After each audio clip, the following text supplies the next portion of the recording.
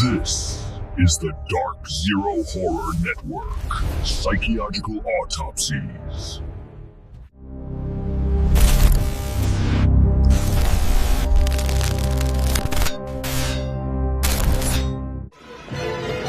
Lie still.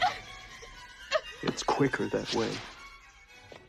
Welcome back to the Deep Dive. A huge thank you to everyone joining us from the Dark Zero Horror Network. We are so glad you're here. We really are. And before we get started, if you enjoy these deep dives into the weird and the wonderful, please do us a favor. Hit that like button and subscribe for more. It helps a lot. It really does. Today, we are heading to a place where the monsters are the heroes. We're going underground beneath the cemetery to explore Clive Barker's 1990 dark fantasy epic, Nightbreed. A film with, just legendary ambition behind it. Barker was coming off the success of Hellraiser, and he intended this to be nothing less than, well, the Star Wars of horror films. That phrase alone tells you everything, the scope he was aiming for. Exactly. And it's all based on his novella, Cabal. The core idea is about a man, Aaron Boone, who's haunted by these nightmares of a hidden city of monsters called Midian. But the real twist and the central conflict comes from his psychotherapist. Right. Dr. Philip Decker, who is played just so chillingly by the director David Cronenberg. Oh, an incredible performance. It is. And Decker is actually a serial killer who convinces Boone, he basically gaslights him into believing he's the killer, using his nightmares as a cover. So Boone runs searching for this sanctuary from his dreams, Midian, and he finds it. He finds this society of outcasts, the Nightbreed, who are hiding from humanity. And that really brings us to the mission for this deep dive. See, this film was a massive commercial and critical failure when it came out. It really bombed. It did. But not because the vision was flawed. It was because of just a catastrophic studio interference and a complete failure to understand what the movie was even about.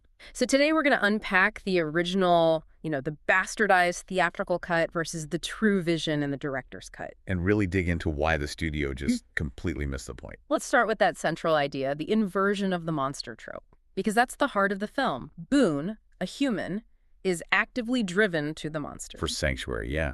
He's welcome there. He gets revived after being shot by police through the bite, or the monstrous kiss, of a Nightbreed named Peliquin. It's not just a bite, though. It's an induction, right? It's a full-on resurrection. It's a rebirth. He dies a human and is reborn as one of them, which is then sealed when he drinks the blood of their god Baphomet. He joins the new family. And if the monsters are the family, the villains are the forces of normal humanity. They are terrifying because they hide behind these respectable masks. Speaking of masks, yeah, let's talk about Dr. Decker. We have to just pause on Cronenberg's performance because it's so understated and, frankly, outstanding. It's so quiet, and that's what makes it so scary. It is. He's this soft-spoken Alice, but then the mask goes on, this button-eyed, zippered horror, and he becomes this vessel for pure clinical violence. But how does a slasher-type villain like that fit into a world of, mythological creatures and latex gods? It seems like two different movies. I think that's the genius of it. Decker isn't supernatural. He's the evil of human judgment and conformity. The mask is his truth, right? It lets the violence out. So he's monstrous in a way the Nightbreed aren't. Exactly. The Nightbreed are beautiful in their strangeness. Decker is ugly because of his deception. Cronenberg's performance grounds the evil in something mundane, something you might actually meet. And it's not just him.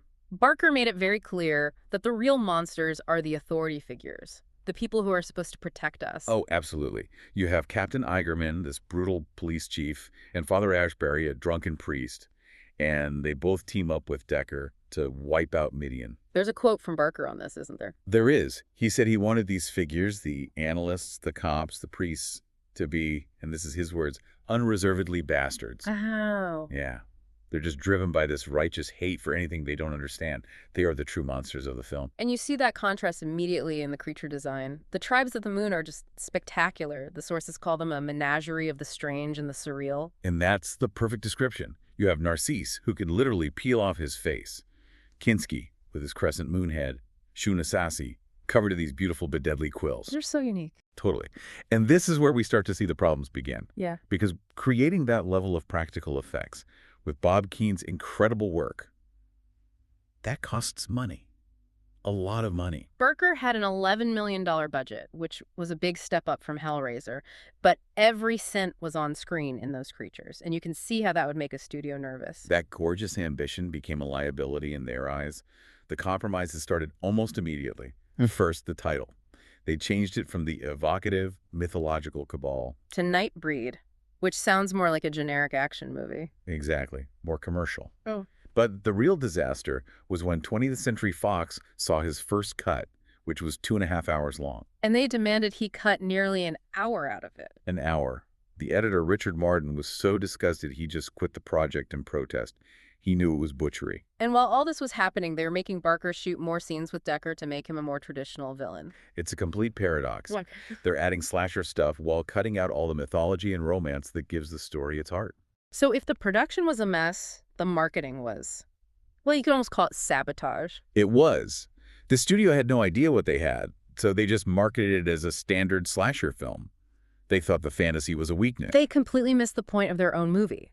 The posters are all about a killer with a knife, not this epic war between humanity and monsters. It gets worse. They literally forbade any monster footage in the trailers. You're kidding? I'm not. And because all they could show was Decker and his blades, the trailers got rejected by the MPAA 12 times for being too violent. That's insane. How do you sell a monster movie without showing the monsters? You don't. And this is where you get to the core of the studio's contempt. Yeah. There's an anecdote that the head of marketing at Morgan Creek never even watched the whole film. Why not? Because it disgusted and distressed him. He was physically repulsed by the movie he was supposed to be selling. That says everything. But there's another quote that's even more revealing, isn't there? There is. And it's the key to understanding their thinking. Someone at the studio said, if you're not careful, some people are going to like the monsters. Wow. Just wow. They saw that as a failure. Barker wanted you to love the monsters, to root for them. The studio thought that meant it wasn't a proper horror film. They just couldn't grasp that the film was a celebration of the strange. Not at all. Yeah. And they topped it all off by refusing to screen it for critics because they believe horror audiences don't read reviews if they can read it all. The arrogance is just staggering. It's pure snobbery. So, of course, the movie tanked. It made about $16 million worldwide on that $11 million budget. And critics, seeing that hacked-up version, called it clumsy and uneven. Though, to be fair, even then some people saw what Barker was trying to do. They praised the daft grand guignol vision and the incredible creature work. The vision was just too strong to be completely erased. So let's talk about what that vision actually was, because if Nightbreed isn't just a slasher, what is it? At its core, Barker called it a hymn to variegation, a celebration of difference. He said the film believes the dark is mysterious and beautiful. It's the idea that the monstrous is actually infinitely more interesting than the banality of the normal world. Yes, it's a fiction of celebration. And the emotional core of that is the love story between Boone and Laurie. Right, played by Ann Bobby. Their romance is what drives the whole thing. It survives death, it survives transformation. And Laurie is the audience's surrogate, really. She's the normie who has to learn to accept Boone's new form. There's that great line about him getting sexier and sexier the more dead he is. Which is such a perfect encapsulation of the film's theme. The monstrous state is an elevated one. It is. And beyond the romance, you have this incredibly potent allegory. The Nightbreed are the ultimate other. They're the marginalized community, persecuted just for existing. And you can't talk about that without talking about the queer themes. Absolutely not. Barker, as a gay man, made this film spectacularly queer. I mean, just look at the visual design of the Tribes of the Moon. The leather, the shaved heads, the tattoos. It's all drawn directly from the queer underground and activist scenes of the late 80s and early 90s. It was a visual language. The filmmaker, Alejandro Jodorowsky, saw it immediately. He called it the first truly gay horror fantasy epic. And he was right. Midian is a sanctuary, a chosen family for people who are deemed abnormal by the outside world and have been forced to hide. Which mirrors the experience of the queer community, especially at that time. The fear, the secrecy, but also the strength you find in community. And Barker takes that allegory to its darkest conclusion. The film deals openly with the theme of genocide. When humanity finds Midian, their only goal is to wipe it out. Total extermination. That final battle isn't just an action scene. It's a terrifying look at humanity's impulse to destroy what it doesn't understand. The theatrical cut kind of buries that under the Boone versus Decker plot. But the director's cut makes it crystal clear. The real villain is mass prejudice. Precisely. Yeah. Which brings us to the fight to restore the film. Because that theatrical cut was so incomplete, the missing footage became this sort of holy grail for fans. The Occupy Midian movement. Named by Ann Bobby herself, yeah. It was led by Mark Miller from Barker's production company. And for years, the studio just told him the original film elements were lost or had been junked. So they had to rebuild it themselves at first. They did. That's how we got the Cabal cut.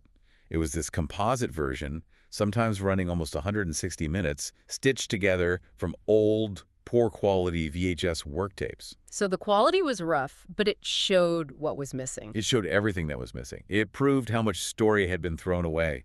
But the real triumph came later. The director's cut. Yes. In 2014, Screen Factory released it after the original film elements were miraculously found in the Warner archives. Barker himself oversaw it. It adds 20 minutes to the runtime, but has over 40 minutes of new or altered footage. And it's just, I mean, it's a completely different film. It's so much better. It is superior to everything that came before it, especially the ending. The theatrical ending is a mess, but in the director's cut, Boone is given his true purpose. Baphomet consecrates him and tasks him with finding a new home for the Nightbreed. and Laurie's final choice is just perfect. She doesn't just go with him. She stabs herself to force Boone to resurrect her as a Nightbreed. She chooses his world. She chooses to become one of them. She chooses transformation and love over her old life. They profess their love, and their journey begins. It's the emotional payoff the studio literally cut out of the movie. It's incredible that even in that flawed original version, something of Barker's vision still shone through. It was enough to build this massive cult following over decades. The power of the world building and the creature design was just too potent to be completely buried by a bad edit. And the message feels more relevant than ever. The real horror isn't the monster in the closet. It's our own urge to destroy anything that's different from us. It really is a fiction of celebration, a story where the monstrous is humane and the normal world is the thing to be feared. Which brings us all the way back to Barker's original promise. The Star Wars of horror. He wanted a trilogy. He wanted to build a mythology. The director's cut ending sets that up perfectly. Boone, now called Cabal, is the reluctant messiah leading his people into the wilderness. So the final thought we want to leave you with is this. Imagine what we lost. What epic, beautiful, terrifying sequels in this Cabal mythology might we have seen if the studio had just trusted Barker's vision from the start? That unrealized potential. Yeah. That's the real ghost that haunts this film. It's the cost of corporate fear trampling artistic vision. We highly encourage you to seek out Nightbreed, the director's cut, and see for yourself. Thank you for joining us, and we'll see you next time for the deep dive.